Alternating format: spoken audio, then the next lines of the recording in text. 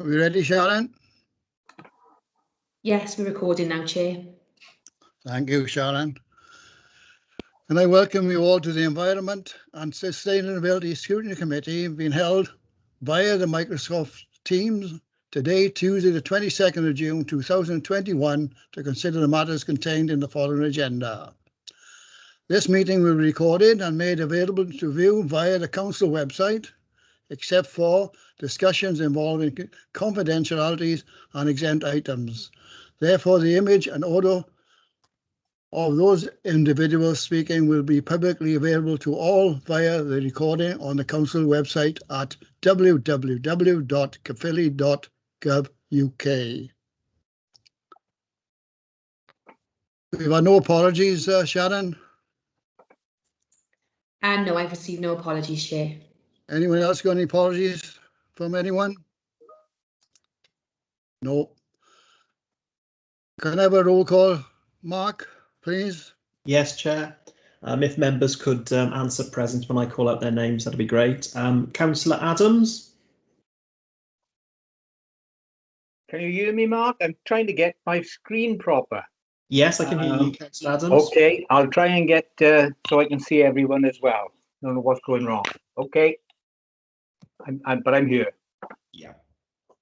Councillor Collis. Yes, present. Councillor Davis. Present. Councillor Ellsbury. Present. Councillor Evans. Present. Councillor Gare. Present.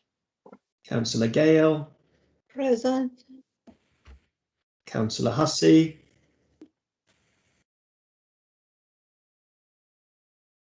Councillor Hussey. Councillor Kent. Councillor Leonard. Present. Sorry, I couldn't press the button in time. Councillor Owen. Present. Councillor Priest.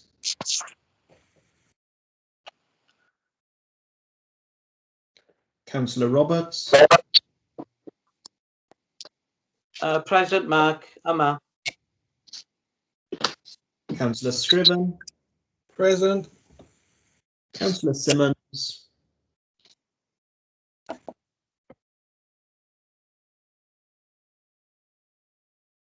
And Councillor Williams. Present. Thank you, Chair. Thank Sorry. you. Sorry, Chair, I had having problems with my tablet. I've on my phone now, so I am present. Thank you.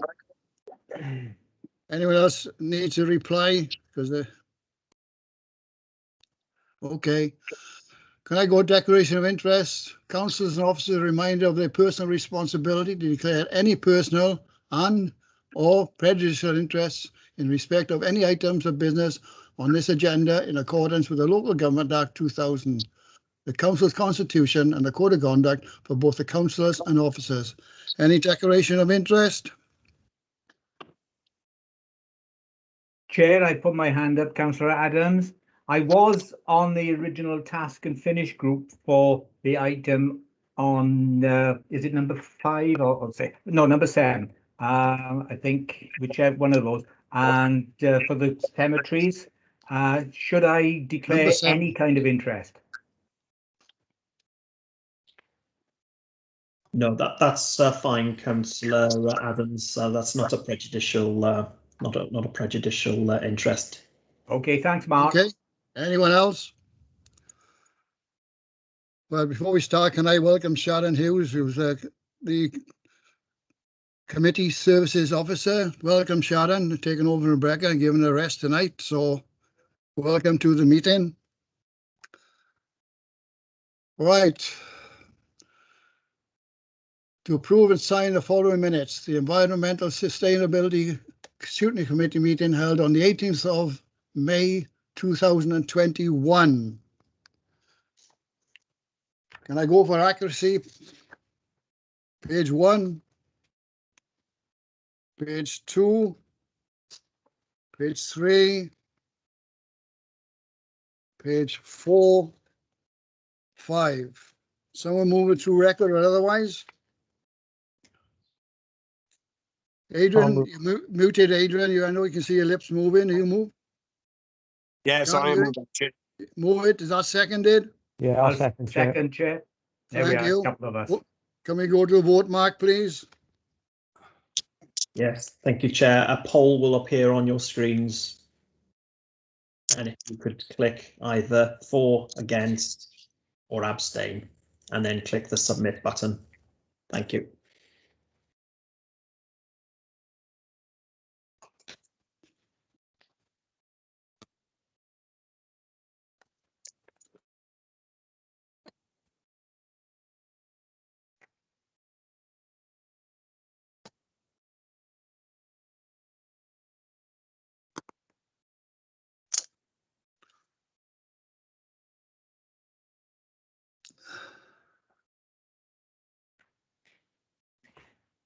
All right, Mark, is finished. Anyone who couldn't vote on the system, please. Chair, nothing came up for me, I'm sorry. How are you voting then, John? Yeah, in favour, thank you. Diolch yn fawr. Thank you, John. I think Anyone else? Yeah, for me too, either, but I'm in favour. Right, thank you. Anyone else?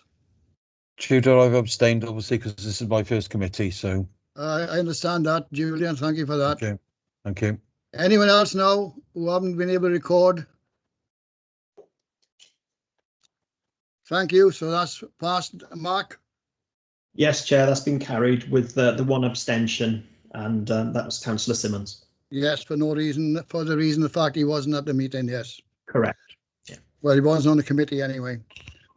I go to item 5, which is environment sustainability. No, sorry. 4, consideration of matter referred to the committee in accordance with the calling procedure, none. Item 5, environmental sustainability scrutiny committee forward to work programme, pages 7 to 16. Mark? Yeah. Thank you, Chair. Members are asked to consider the forward work programme alongside the cabinet work programme as appended to the report and to suggest any changes. There's just a couple of reports that I'd like to bring to your attention for the next meeting on the 14th of September. It is proposed that we have an antisocial behaviour PSPO consultation outcome report and also the dog control PSPO consultation outcome report added to your forward work programme for the 14th of September. That's the next meeting. So if members are happy, I would like to seek approval to publish the Environment and Sustainability Scrutiny Committee forward work programme as appended to the packs with the alterations that I've just mentioned onto the council's website. Thank you, Chair. Anyone else got any matters they wish to submit for consideration? Chair? Yes. I got in trouble to put my hand up, Chair. Is the real nappy situation or the notice of motion by Councillor Childs being deferred now till our September one? Yes. It is. Okay, thanks. Yes. It is scheduled in the schedule, which you've had anyway. All right. Yes, that's correct, Chair. Right. Someone move then. We accept the additional matters for the meeting on the 14th of September. I move it. Is that seconded? I'll second, thank you. Yeah. Can we go to the vote, Mark, please? Yes, thank you, Chair. It should be on your screens now. Chair, again, I've got nothing on my screen. Sorry. We wait for this, the ones who actually can vote, John, and then please then confirm after, all right? Thank you.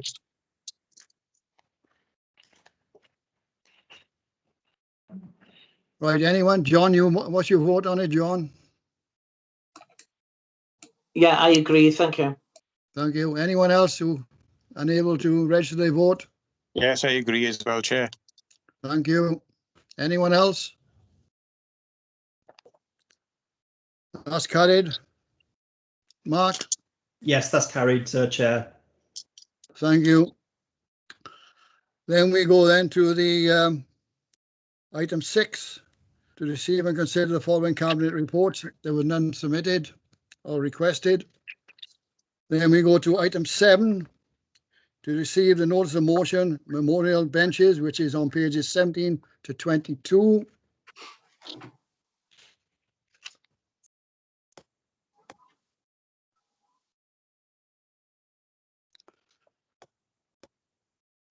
The mover of that notice of motion is Councillor John Roberts. John, you've got 5 minutes to speak on it. Thank you, Chair. Much obliged. Diolch am y cyfle i dreithi barn am ac i roi'r hyn o gynnig ymlaen hefyd heno o blaen y pwyllgor.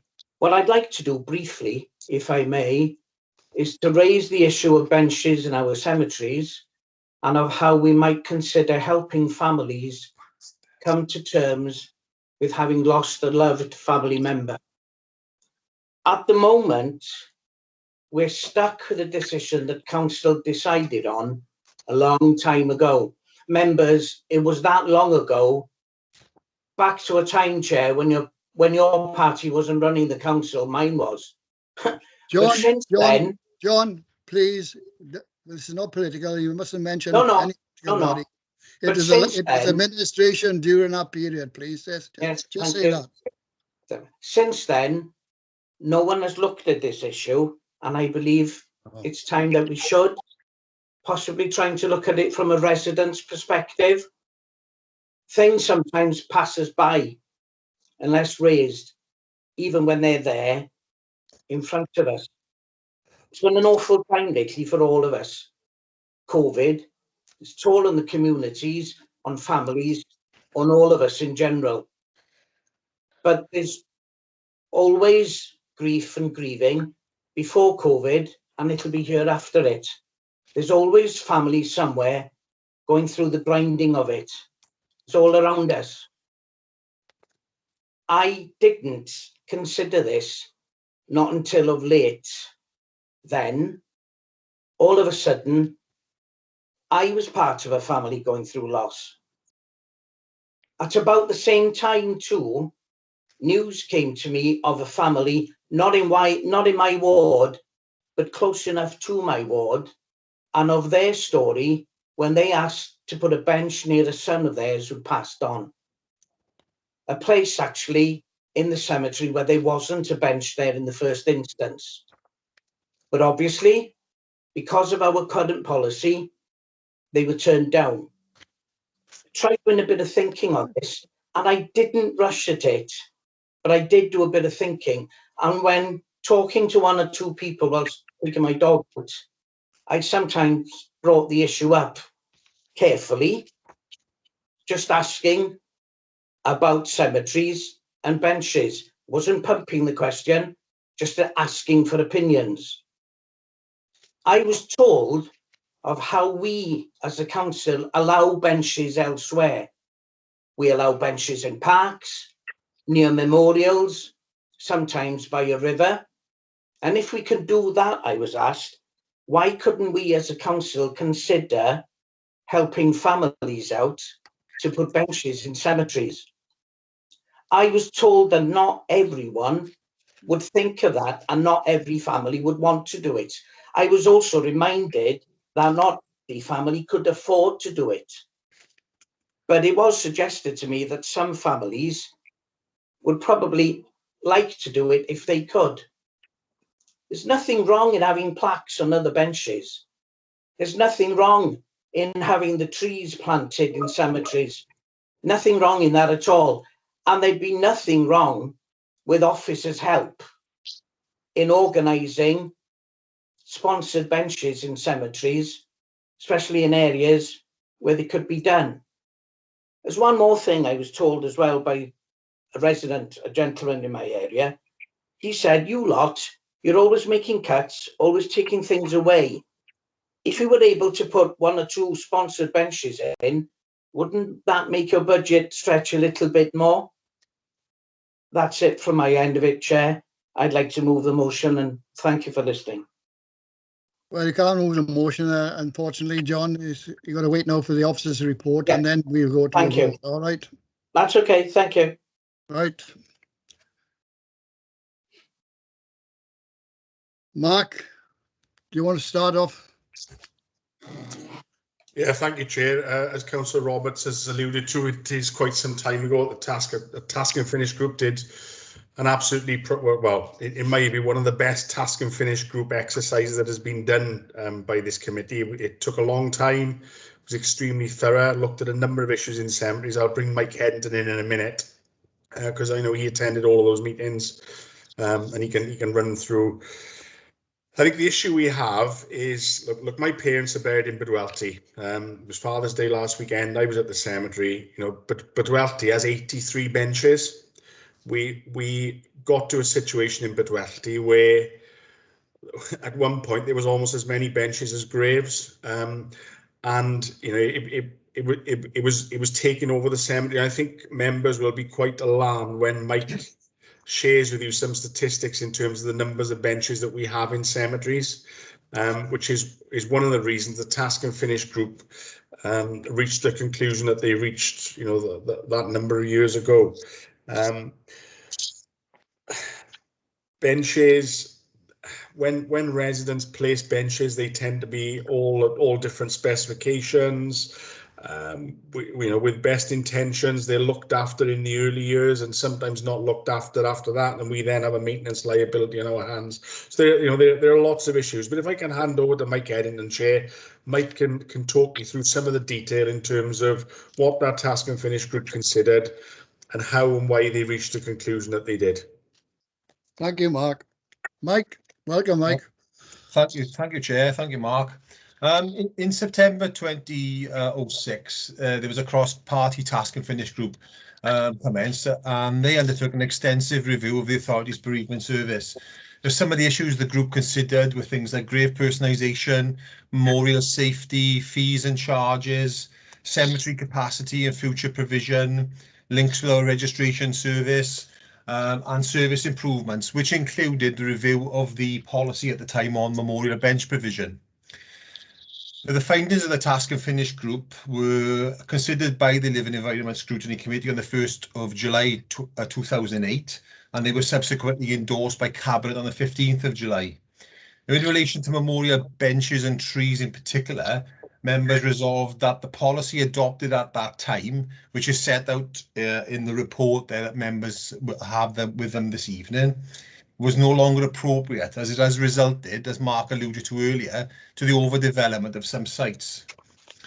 A dedicated area within new cemetery extensions would be developed, and we as a council would place suitable numbers of benches upon which bereaved families could then apply for, and we could place a plaque there in memory of a loved one. So obviously that was there. The benches would be placed in locations which would not cause operational difficulties, etc. Just to confirm, there is not a blanket ban on benches. We will provide these benches as a local authority in cemeteries. The option to place trees near graves was also ended. Again, issues with grave sections becoming overwhelmed with mature trees.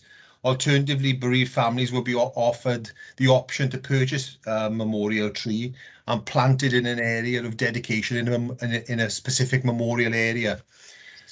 Officers are not aware of the lack of provision of any benches across any of our portfolio of cemeteries. I'll just run through some statistics here for members this evening. For instance, Abercarn Cemetery has 11 benches, Bydwelty has 83, Bedworth Cemetery has 24, Bristol Cemetery has 43, Dannygraig has 12, Gethlygare has 17, Llanfabon has 6, Penriol Cemetery in Caerphilly has 35, Rumney Cemetery has 52, and Riskerole Cemetery has 4. So we have 287 benches across 10 municipal cemeteries. Now, as I alluded to earlier, as those cemeteries are extended, we will place benches at strategic locations across that area. In October 2012, members may recall that further reports came back to the Regeneration and the Environment Scrutiny Committee, and in particular around the enforcement of the current loan policy that was approved.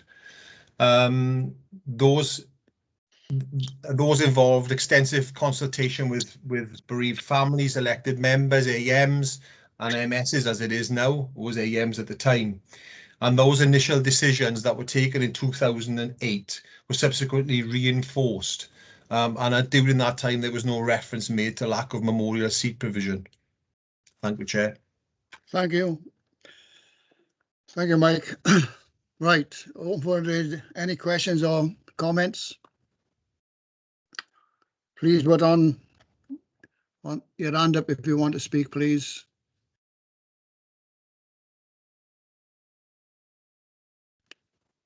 Right, Chair, Colin. Colin Aylesbury. Yeah, okay. Colin, yes. Yeah, hi, Chair. Thanks for that, Mike. Two questions. One, you didn't mention the new cemetery. Is it the Sahawi Cemetery? Are there any benches being put there? And two, why are we paying for benches if some families want to pay for it themselves? First point is the new cemetery in Caerphilly you're referring to, Councillor Aylesbury? No, I'm sure there's one outside Pontland Frith, isn't there? No, that's a privately run crematoria. Right, I apologise.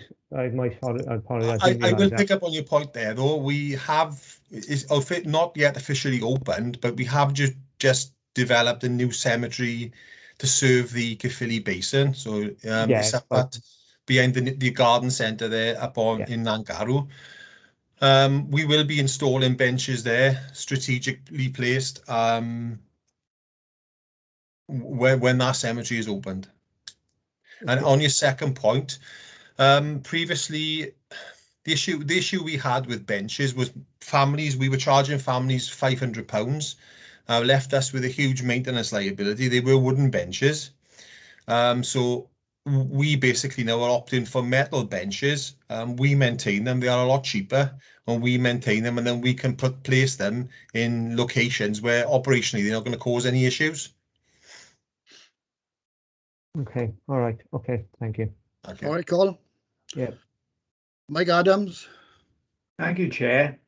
As I mentioned earlier, I was one of the members of the Task and Finish group back in 2006, and it was a very extensive course of visits that we made, and I know that many people were asked for their comments at the time, but it goes very much as Mark Williams and Mike Headington have already outlined. There was a lot of work put in, a lot of thought then went into the final report, and thankfully, as it's been mentioned, there was a change of administration, and it basically, I suppose, 95% of the report that was put in by the mixed group was then accepted in so great part in 2008.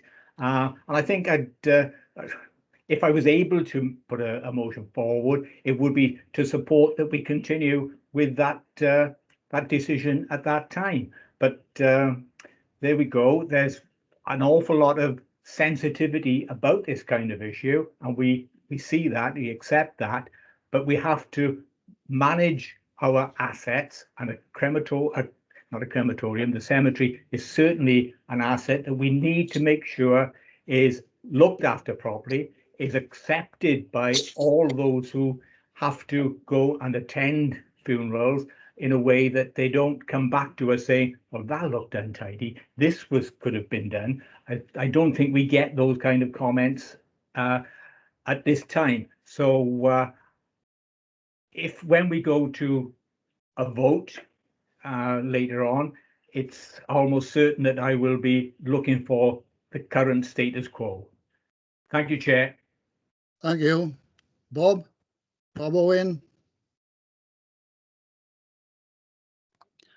Thanks, Chair. I've supported this notice of motion on the basis of, as has been alluded to here, that people want to be able to go to their loved ones' places of rest and have somewhere in close proximity really to sit. And I understand exactly what's being said about maintenance, and there's a massive inconsistency as well. Clearly, I think it was 4 was the lowest, in terms of benches in, which was one of the ones in Risca, and some of those at 83 in Bidwelty was the highest, which is a massive amount of benches. But with what Mike said about the maintenance, how are we going to ensure going forward that we're going to be able to have the right amount of seating areas or seating areas in new areas where Mike mentioned that that provision will be provided, and that will then be a maintenance issue anyway. Will loved ones be able to pay for those benches in the new areas, or are we saying, well, no, it's something we're going to do? Because either way, it seems that the maintenance is down to us. Thank you. Mike, do you want to come back on that? Yeah, thank you, Chair. With the benches that we're going to be putting in, Councillor Owen, obviously they're metal benches. They're not going to need as much maintenance. At the moment, there are 287 wooden benches across the portfolio of cemetery provision. Obviously, they need maintaining every 2 years or so at a great cost, and at our cost. But with the metal benches, obviously, they're not going to need that much more maintenance. I would prefer that the benches would be placed there by the council rather than families, because we have had issues and complaints from families whereby they've complained that people have been sitting on what they perceive as their bench in that cemetery. And we have had requests for people to, if we put notices up to say that people can't sit on their bench and stuff. So it does start to get a little bit confrontational, should I say. Thank you, Mike. Can I come back on that, Chair? Yes, Bob. I don't mind. Yes. Only just to say that I see that if somebody's paid for a bench, they clearly are going to see it as theirs. But if, for example, we had a new part of the cemetery somewhere now being moved into in terms of a new area of graves, and if a family member then in that area said, well, can we contribute to one of these metal benches?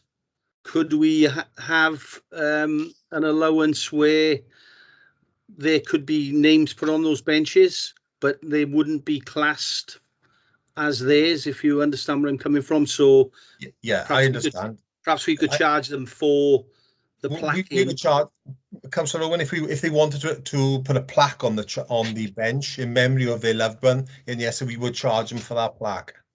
But the bench would remain in council ownership, and we could put multiple plaques on that particular bench, so that it could be in memory of quite a few loved ones interred in that cemetery. Yeah, I'm just wondering if whether John, that is something that John would consider anyway. Although I would still support the motion as I have. But thanks for your reply. That's okay, thank you. Can I just mention? Oh, Mark, you want to come in again, Mark? Yeah, thanks, Chair. Just for absolute clarity for members. So the position as of today is the authority provides benches, and we allow people to put a plaque on the bench at a cost. So that facility, that option already exists for bereaved families. They can have a plaque placed on one of our benches in memory of a loved one. That already exists, and that's been in place since the Task and Finish group. Thank you, Chair. Thank you for that. Can I just mention, Mike has already touched on it, that we had this report submitted to us on the 30th of October 2012, and that, as Mike has said, that endorsed the policy already agreed in 2008. So I think that's a second. This is the third time now it's come to this committee. So I'm just making the point. It wasn't going back all that long. It was back in 2012 when it was last looked at and reaffirmed by the Regeneration and Environment Scrutiny Committee. Mike, could you ask how many applications you had since this policy been in for personal benches? It is literally been a handful, Councillor. Thank you. Anyone else got any questions and answers or comments? If not, this is simply whether or not we support the notice of motion, which will go to council. Mark? Mark Jakes? Yes, Chair. I think Councillor Julian Simmons has his hand raised, Chair. Oh, he just came out the last second. Yes, I can see that now. Sorry about that, Julian. No worries about that at all, Chair. I was going to say I'd like to second Councillor Adams' motion, if that's There's okay. no second at all. Oh, At the okay. moment, All right. it's a matter of you either support them, don't Oh, I motion, support it. Yeah. or Yeah. you don't support it. Yeah. Okay. Okay. Thank you. Sorry. Anyone else now before I actually go to the vote? Mark, please. Okay, Chair. Thank you. So a poll will come up on members' screens, and this is for the the motion put forward by Councillor John Roberts.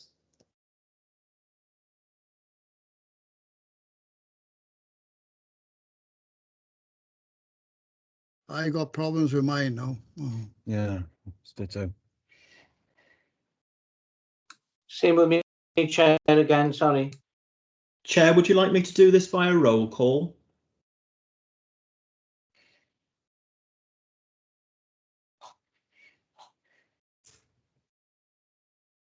You've just lost the chair, Mark. Yes, that's right. Councillor Hussey, would you just like to take over as chair, as vice chair, just until Councillor Davis comes back into the meeting, please? Yes, Mark, I think because of the difficulties some have got, if you would like to do a roll call on it, I'm happy with that. Okay, so I'll do a roll call vote because we're having a few technical difficulties with the forms poll. So this is for the notice of motion put forward by Councillor John Roberts. So members will be asked to vote either for, against or abstain. So if I can go through, and obviously this is just for committee members. Councillor Adams. Against. Councillor Collis. I voted online, but against. Councillor Davis. I don't think the chair's with us yet. Councillor Ellsbury. For. Councillor Evans. Against. Councillor Gare.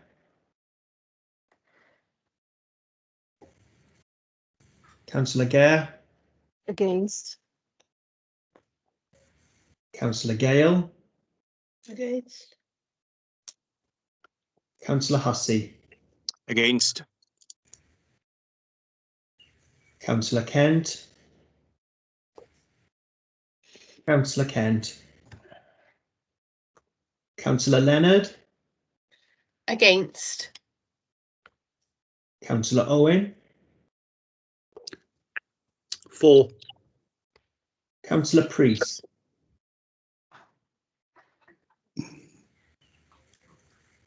Councillor Priest.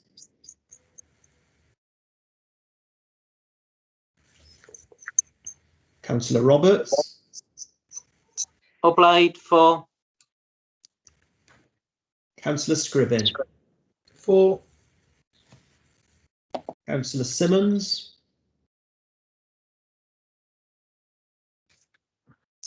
Councillor Simmons.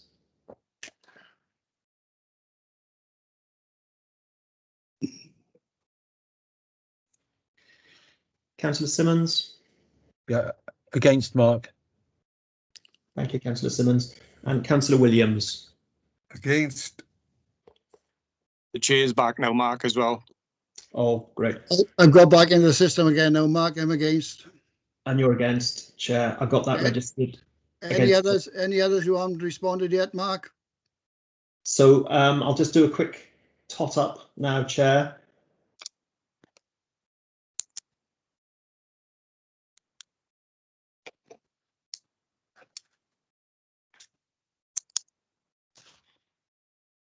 So that's 4 for and 10 against, Chair. Thank you. Thank you, members, for your contribution towards it.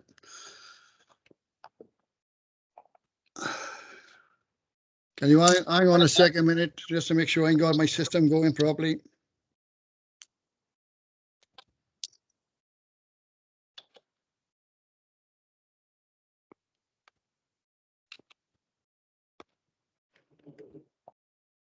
Right, so we then go to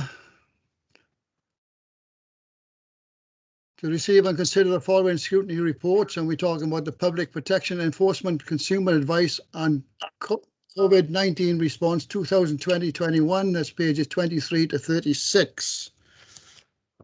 Nigel, Cabinet Member, please.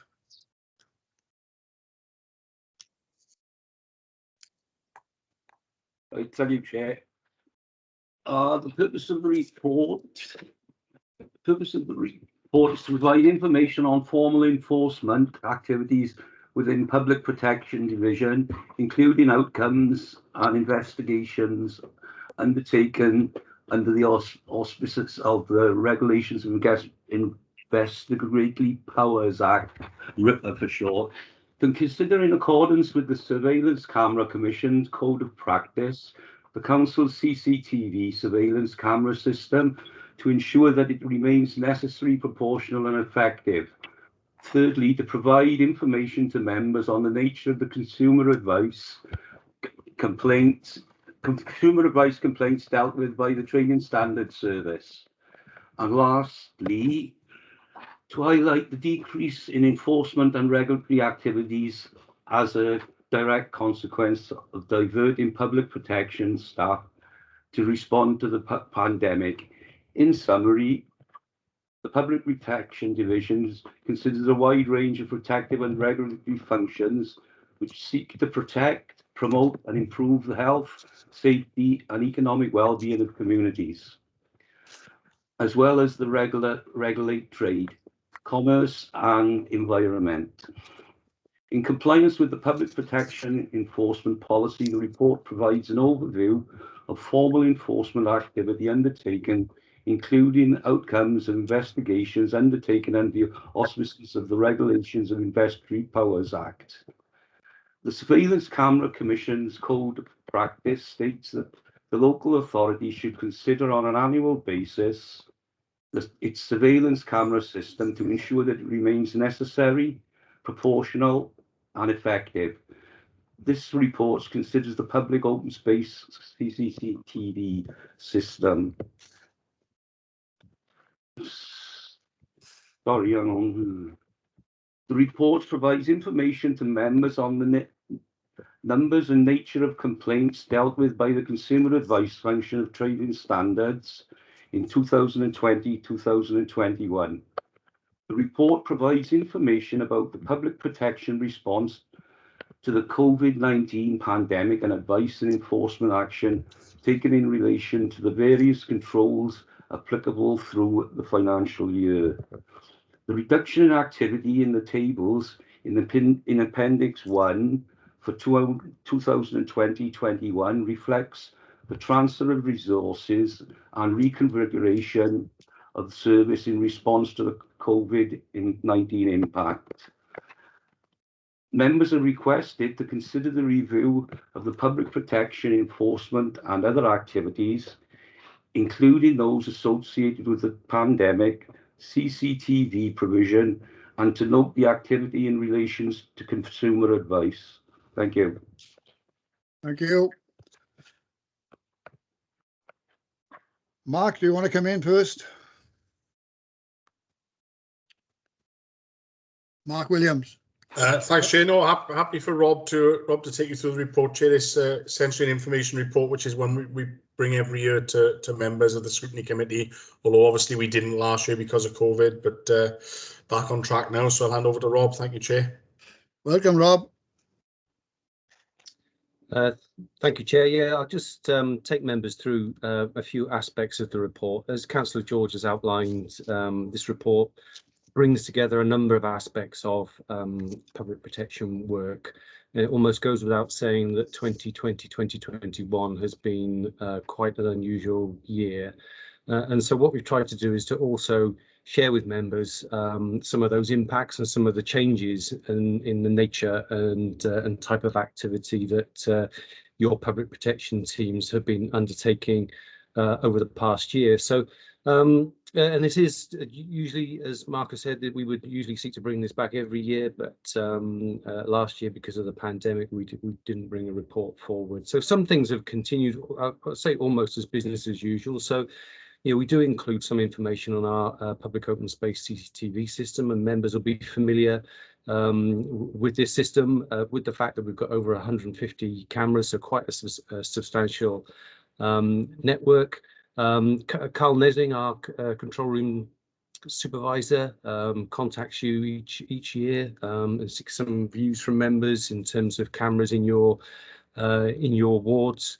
And so from our perspective, you know, our review of the camera system that we have is that it remains, the location and number of cameras that we have continue to be necessary, proportionate and effective. And of course, the CCTV control room and the CCTV network provides you know, an important part of our community safety function. It is an area where we work closely with the police, not just on crime and disorder matters, but you'll see in the report that the police will also come to us for assistance around other issues, including suicide attempts, sadly, for example. And also the CCTV control room also operates other alarm systems or looks after other alarm systems on a host of other council buildings, and they will dial into cameras at those sites if alarms are activated. Just changing tack a little bit, the Regulation of Investigatory Powers Act is actually it's a control that puts safeguards in place linked to human rights conventions, but does mean that those of us that use regulatory powers, that have enforcement roles, have to have regard to some of the restrictions and controls within that legislation. And so part of our process is to sort of share information on our activity. Of course, for obvious reasons, in the last financial year, the use and the number of authorizations that we sought under this legislation has been quite limited, but there is one there for what we call covert human intelligence sources. So this actually related to allegations about sales of nitrous oxide or laughing gas for personal use, which is an offence. So this would have been sales from a shop, where one of our staff would have effectively developed a relationship with the shop and with the shop staff by actually attending at the shop and making try to build up a bit of familiarity and trust. And the other one relates to communications data. So this is where we will perhaps have details of a mobile telephone number, and we will require from providers who that number is actually registered to assist us in our investigations. So in this case, this was an investigation into an illegal dog breeder. So if they place an advert, share information and say, you know, if you're interested in this dog or this type of dog, please call this number, then we would use that information to investigate and to prove the offence. The report also brings out some information in relation to underage sales, and we do have a range of powers in relation to underage sales and restrictions, not just alcohol and tobacco, but also fireworks and knives, for example. But understandably, our activity in this area has been, you know, very much reduced over the last financial year. We're not using volunteers, young people, to make test purchases during the course of the last financial year. I think for That's right. It's washing the washing machine. Who's speaking? I think somebody else might have their microphone on, but I'll press on. Just to also highlight, though, that in terms of illegal tobacco activities, it remains an increasing problem, and that we have been able to, and you'll see some details there within the report, that we have been able to take action against some people who are still involved in the illegal tobacco trade. In terms of consumer advice, this again will be information that you're familiar with because we've reported on an annual basis.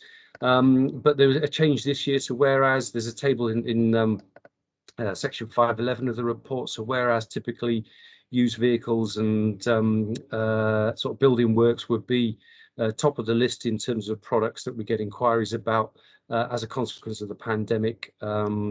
It's actually holidays and accommodation as a consequence of cancellations of holidays due to the pandemic that we received most inquiries in relation to in the last financial year. Now, in terms of the pandemic itself, we've, members, you should be proud of our public protection teams. So they've reconfigured themselves. Our environmental health officers have very much been involved in managing cases in clusters, supporting care homes and schools and other businesses to deal with cases in clusters and giving and providing infection and prevention control advice in relation to COVID. It's meant that some of our other teams, and in particular trading standards and also licensing colleagues, have stepped forward into in terms of all the additional, the raft of coronavirus regulations and legislations that that our businesses have been asked to, and people have been asked to comply with during the course of the pandemic.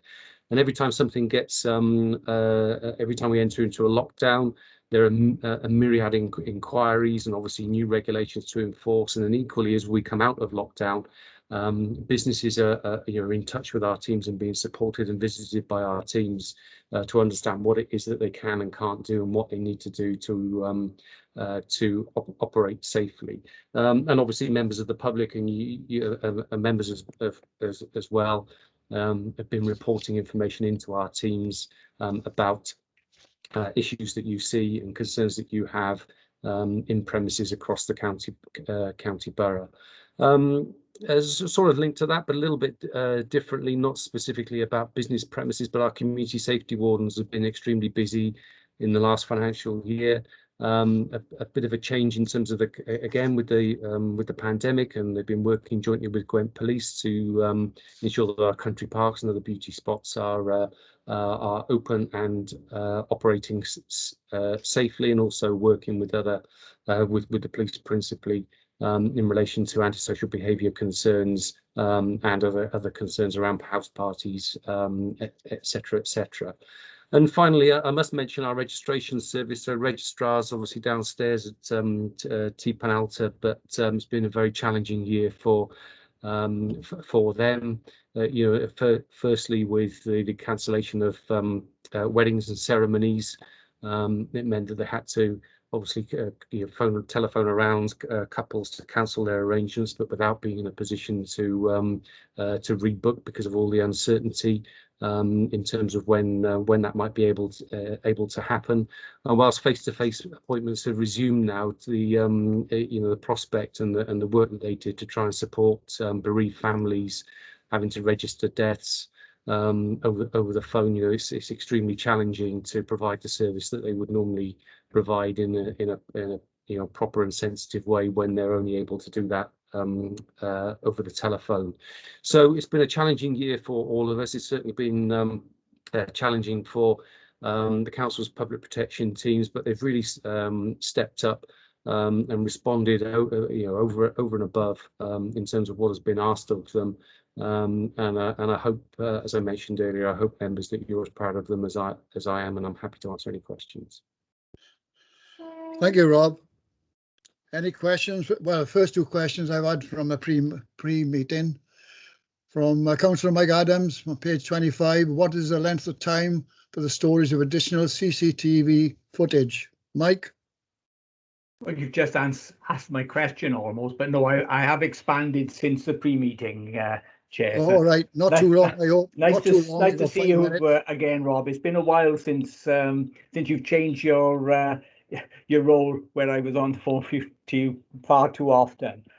Yes, it is on page 25. It's 5.6. The control room will store the relevant footage for use by the police as evidence. But it isn't only the police, is it? It would be for any health and safety issue that we might need to investigate that we had on camera. And of course, our own officers doing visits where we're looking to find anything that's going on that we can then take forward for our own uses. So the question actually was, how long do we hold these information for as a matter of course, And the relevant issues, of course, that get reported that we have inquiries for will have to be kept for as long as the investigation itself might be going on.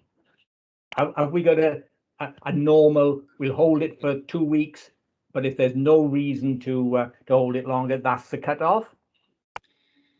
Yeah, thank you, Councillor Adams. So it's 30 days, but as you say, if we receive a request to, if you like, preserve the footage, then we will do that. It'll get set aside and locked down. But as you're also probably aware, there are because what we hold is data. There are quite strict controls around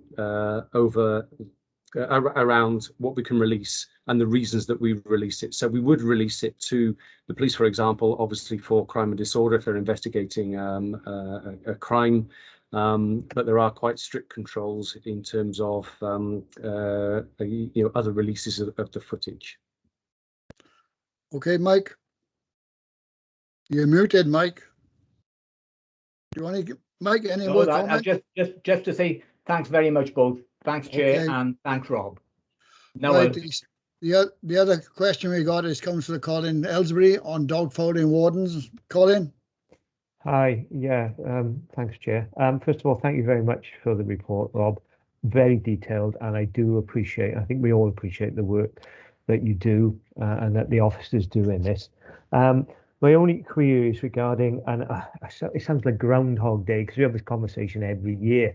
I'm not going to go on the figures 1920, 2021 because that's we've been in a lockdown and things are different.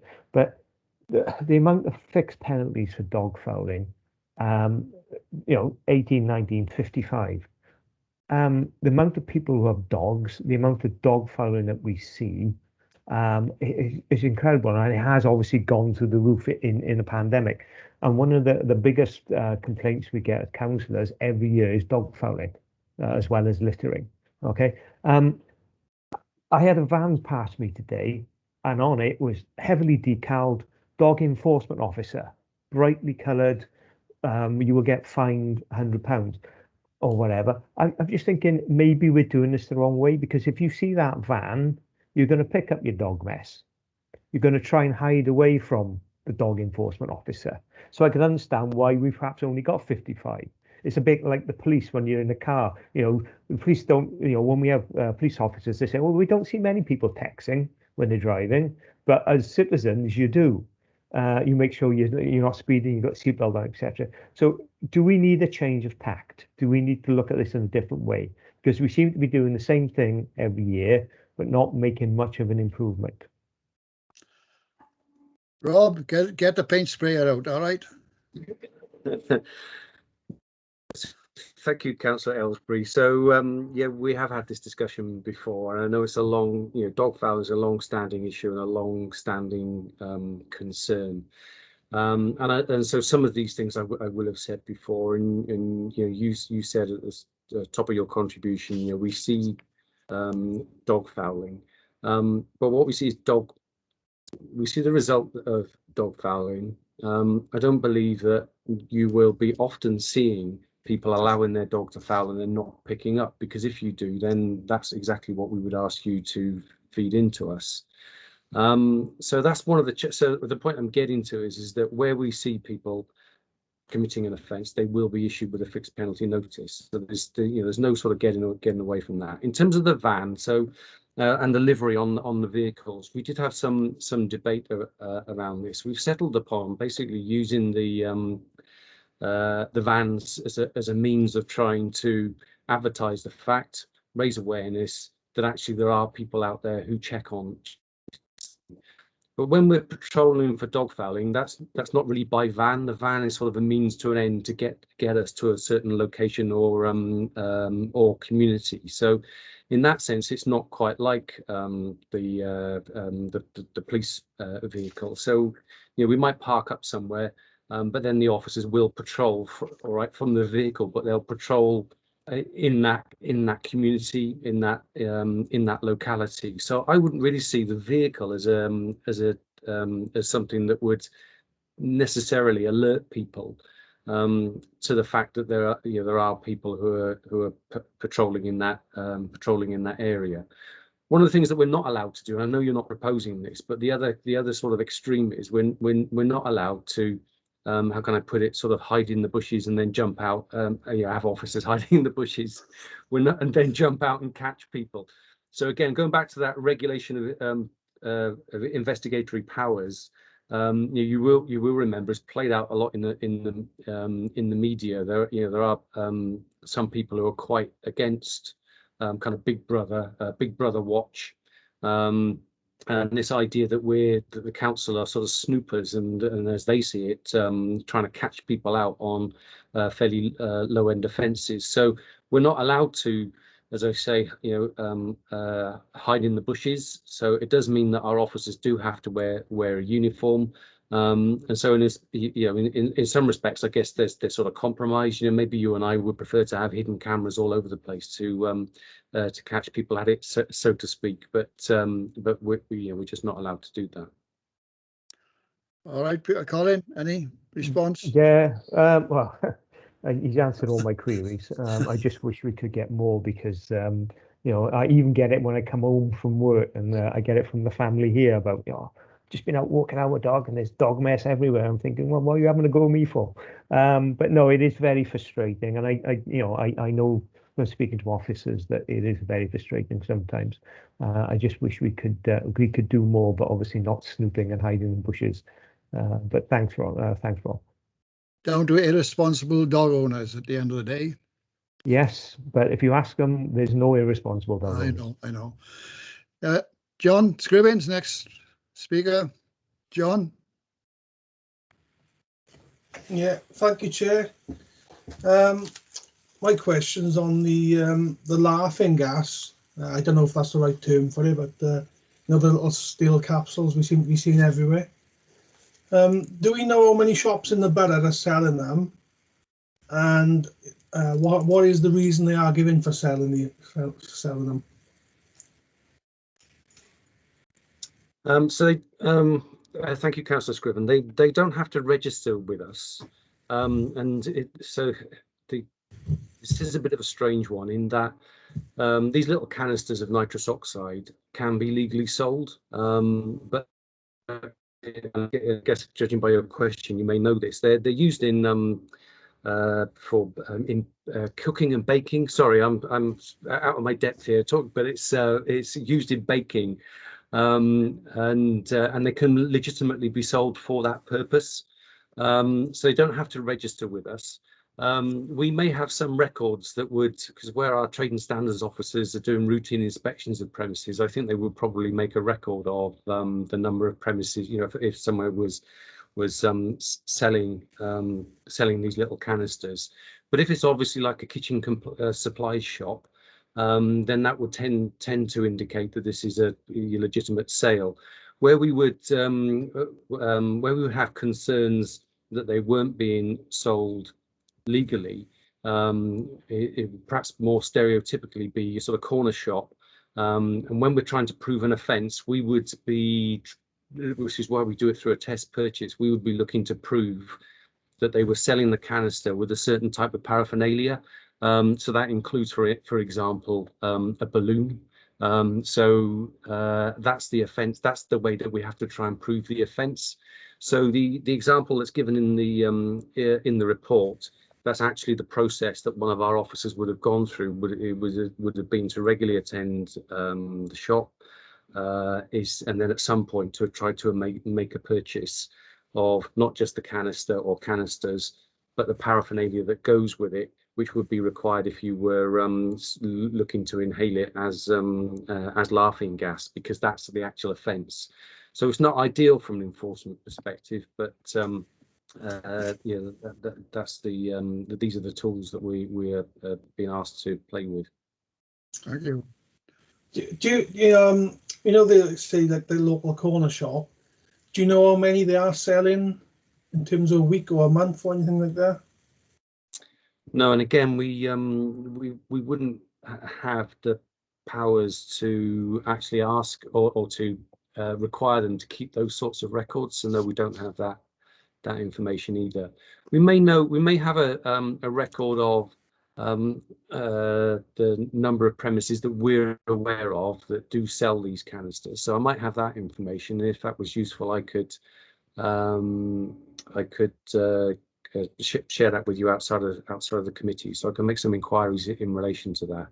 I mean, to go a little bit further, what would happen is you know, so if you were, as a councillor or, you know, as a resident, if you were concerned about a particular shop that you thought was selling these canisters inappropriately, then provide that information to us, and we would begin to build up a picture in relation to that particular business. So if this was somewhere that you'd raised a concern about and somebody else had as well, and we had some suspicions when we went there on perhaps on a routine inspection, then we would prioritise that for further action. So that would be the way to raise it with us if you had some particular concerns.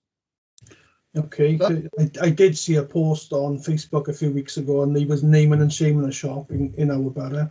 But I do a lot of walking, and I'm seeing these little canisters absolutely everywhere now in the countryside. Any little lay-bys, car parks, it seems to be out of control, and it's quite obvious what it's being used for.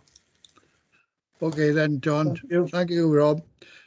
Thank you, Mike Rob. Adams. Mike Adams. Okay, thanks, Chair, and thanks for that, John. I just had a look on the internet for some information about nitrous oxide, and I'll just read it out to you quickly. Nitrous oxide appears on this cooking website because it is used as a propellant for whipping siphons, and it's also specifically as an aerosol spray propellant. So it's got legitimate uses, but other people have found out that it got side effects as well, and that's where it seems to be at the moment. Its biggest demand. I think we could blame British television for that, because they have these TV programs out in Ibiza and stuff, and actually showing it on there. Then yeah, that's it. Kids think it's great, don't they? Okay. Right. John, could you switch off your hand, please?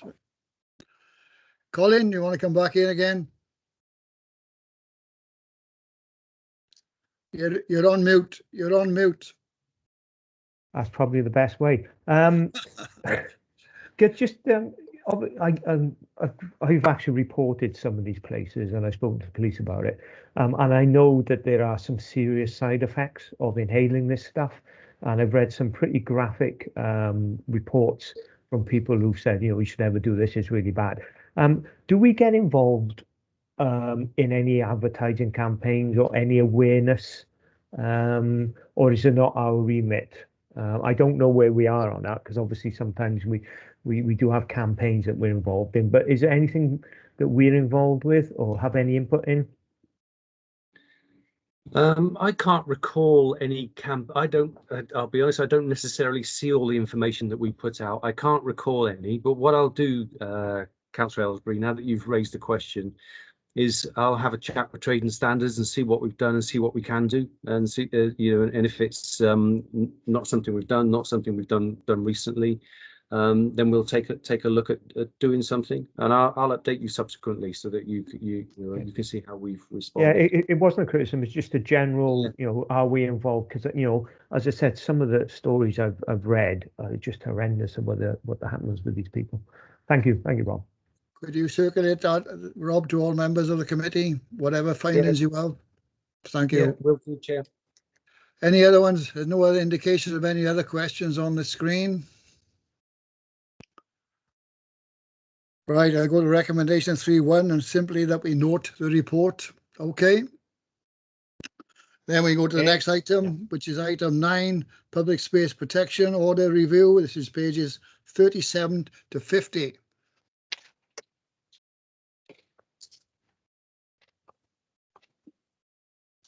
Right, Nigel George, Cabinet Member. Right, thank you, Chair.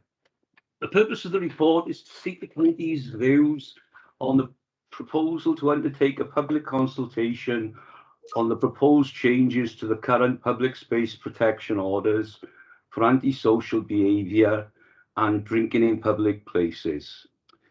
In summary, the aim of the public space protection order is to ensure that the law-abiding majority can use and enjoy the public spaces free from antisocial behaviour. PSPOs replaced a number of existing legal provisions, including designated public space or public place orders, gating orders, and dog control orders. Existing orders made under the previous legislation transferred to become PSPOs in 2017 for a maximum period of 3 years. Due to the COVID-19 pandemic, it was not possible to carry out a full review of PSPOs in 2020. So they were renewed for a period of 12 months with the view to a full review being carried out in 2021. PSPOs are subject to a consultation and notification process and may be appealed by any interested person, that is, a person who lives, works, or regularly visits the restricted areas within 6 weeks of the date of the order. This report outlines the proposals for the next 3 years for the current PSPOs in places throughout the Caerphilly County Borough that address ASBs, that's antisocial behaviour, and drinking in public places. It also outlines proposals to vary several existing areas and consideration for a number of new locations. The committee is asked to, we're asking the committee to express their views on undertaking a public consultation exercise on the below proposals in the report to the PSPOs for antisocial behaviour and drinking in public spaces. Thank you, Mr. Chair. Thank you, Nigel. Rob? Thank you, Chair. So I'm joined. Is Natalie Kenny? I believe so. I believe Natalie's with us yet. Welcome, Natalie. I just want to say a few words, Chair, if that's okay. So Natalie Kenny. I can't stop you, can I? Go on. Sorry. Natalie Kenny is our Community Safety Officer, so she'll speak in a moment in connection with the report. She's drafted the report for you. It's just to clarify, it's a little bit confusing because effectively we've got two sets of public space protection orders, and we previously discussed those that relate to dog control, and we've just started a consultation on extending those also for a further 3 years, but also in connection with the ban on dogs on sports pitches. So that's one set, and that's happening now in parallel. And then this set that Natalie will talk to you about, as Councillor George has said, relates to community safety matters, so drinking in public places and antisocial behaviour. And so we're also seeking to consult on these proposals, subject to your comments, and extend those for 3 years as well. So it's just to explain there are two separate processes going on. Thanks, Chair. Welcome, Natalie. Thank you, Chair. Nice to see you.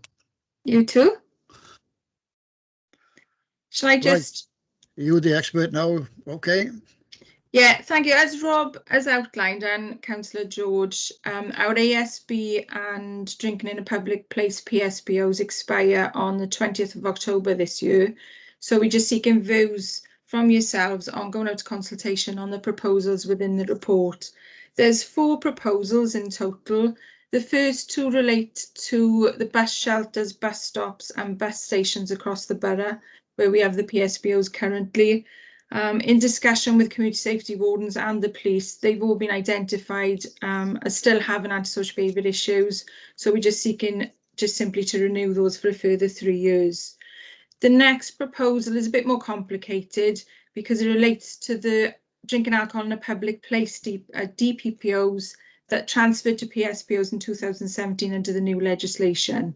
So with those ones, we currently have 31 areas covered, which actually includes 280 specific locations.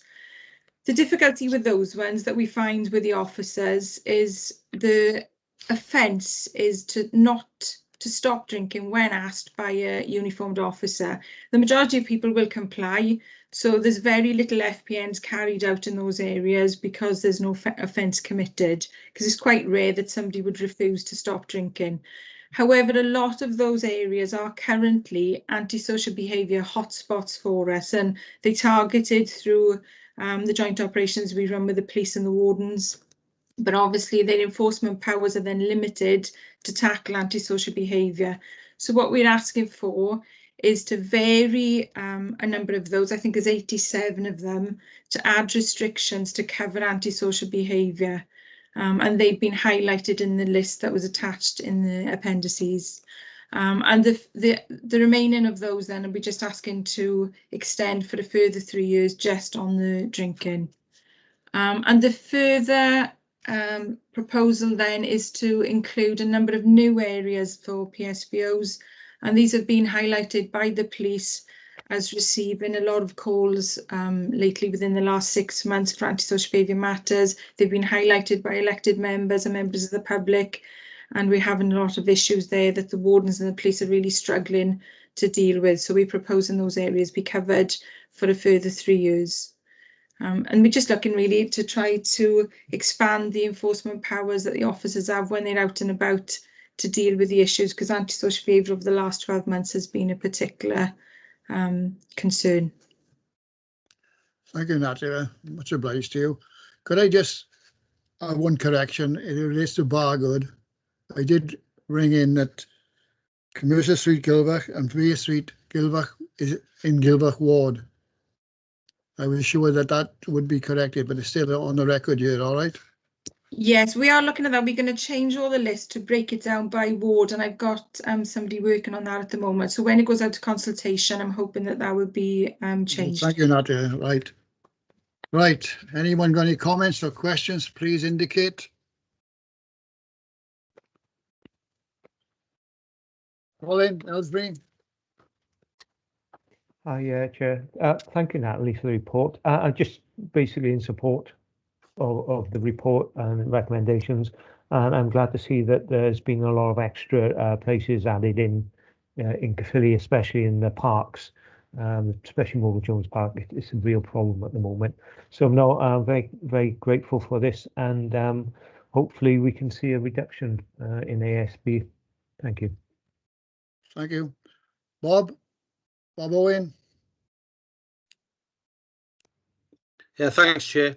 Yeah, thanks for that from everyone, and Natalie as well. Excuse me. Just a query on the lists in terms of how the lists are actually drawn up. So in other words, for example, my ward is Risca West, which there's obviously quite a number in Risca there for East and West. Can that be, is that because of what we've got information from police where we've had previous calls? And for example, could that be added to if we thought, if I said, well, there's one place on there that I think perhaps, you know, we do get issues on whatever. So are these lists, what can I say then? Are they flexible for change? If that makes sense. Natalie? Yes, so basically the ones we're looking to vary, that's been decided through discussion with the police based on call data, so the number of reports that have gone into the police or they're known antisocial behaviour hotspots to us. We're hoping through the consultation, if somebody comes through with information that there's issues in other areas that we haven't looked at or we've missed somehow, then obviously we would look at the call data that's come into the council and the police and we would review that. So yes, definitely it's open to change. So brilliant. The consultation includes members of authority anyway, naturally, wouldn't it? If they got any comments on of their own wards. Yeah. Yeah. Yeah, okay, thank you for that. And, right. You know, as Colin had said, I'm fully in support of what the report is recommending. Thank you. Thank you, Bob. Anyone else? No one else has indicated. Give you another minute to consider whether you want to. It's a very important and very, how can I say, explicit report. If not... Yeah, Chair, I put my hand up, Councillor Adams, just to repeat again what the two previous speakers have said, how comprehensive the report is, and good that you're looking to add to. It'll be even better next year when you're taking some of the lists off some of those areas off the list because they've now gone quiet, and hopefully we can it'll remain quiet. So yeah, keep up the very good work. Thank you, Mike. If not, then we note this is going out for consultation, so we just note the reports. Okay. That's the end of the agenda. Can I thank everyone for attending? By the way, we did have a belated, as you may know, apology from Steve Kent. He was held up in work. Yeah. Okay. All right. And thank you very much. Have a nice evening, everyone. Natalie, thank you very much for. Nice to see the auditors, the